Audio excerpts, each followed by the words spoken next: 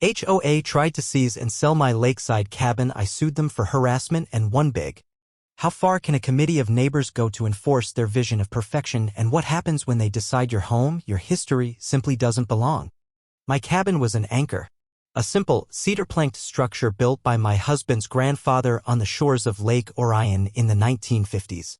After my husband passed and I retired from my long career as a history professor, it became my sanctuary. It was a place of memory, of quiet reflection filled with the ghosts of summers past. The problem was, my little piece of history was now bordered by Heron Point Landing, a newer development of sprawling, beige mini-mansions governed by an HOA with an iron will and a 3-inch thick book of rules. And its queen was Patricia Vance.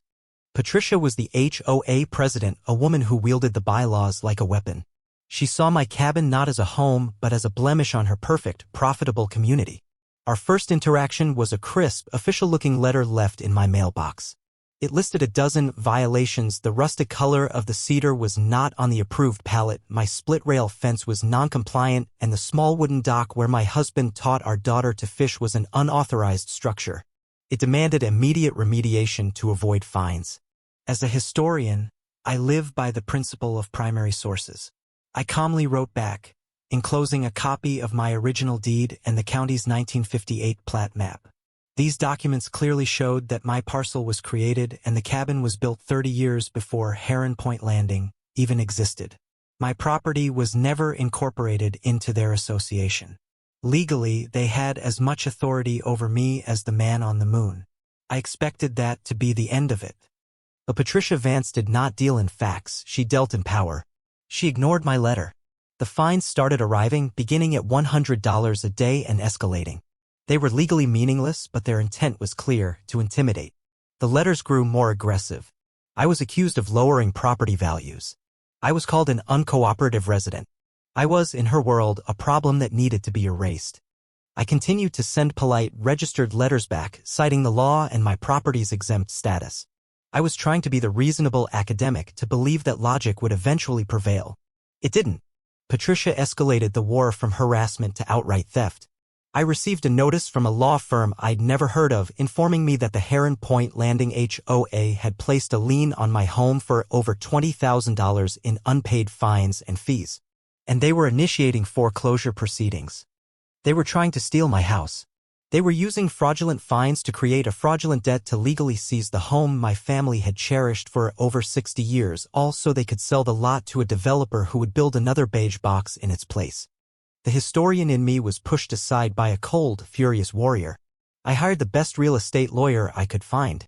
As we started building our defense, I made one last-ditch effort to appeal to reason, to create a record of her intransigence. I called Patricia, and I pressed record on a small digital recorder. "Patricia, this is Lena Petrova," I said, my voice steady. "You know this lien is fraudulent. You know my property is not in your HOA. You need to stop this now." Her voice was smug and chillingly confident. "Listen to me, Lena. We don't care what your dusty old papers say. This is a premier community, and that shack of yours is an eyesore. We will fine you and lien you and bury you in legal fees until you are forced to sell. That property is too valuable for you to just sit on it. We will have it one way or another." It was the smoking gun. The proof that this was not a misunderstanding, but a malicious, targeted campaign. My lawyer was thrilled. But the final piece of our puzzle came from an unexpected source. An email arrived in my lawyer's inbox from a concerned resident. It was from a man named George, the HOA treasurer. He was a retired accountant who had been bullied by Patricia for years, and her blatant criminality had finally pushed him too far. He wrote that he could no longer be complicit in what he called a conspiracy to commit theft. Attached to the email were the certified minutes from the last 6 months of the HOA's executive meetings. In them, Patricia had laid out her entire plan. Phrases like, "acquire the Petrova lot by any means necessary," and "force a sale to a preferred developer," were right there in black and white. It was a conspiracy, and we had the proof. The confrontation came not on a lawn, but in the sterile, air-conditioned conference room of a court-appointed mediator. Patricia sat flanked by her arrogant, expensive lawyer, looking supremely confident. She saw me as a tired old woman she could easily crush. Her lawyer laid out their case, presenting the mountain of unpaid fines as an indisputable debt. Then my lawyer, a sharp woman named Sarah, had her turn. She calmly presented the deed and the 1958 plat map. The HOA lawyer waved them away as irrelevant. What is relevant, Sarah said, her voice dropping, is malicious intent. She placed the digital recorder on the table and pressed play. Patricia's voice filled the silent room. We will fine you and lien you until you are forced to sell. We will have it, one way or another. The color drained from Patricia's face. Her lawyer's smug expression vanished, replaced by one of horror.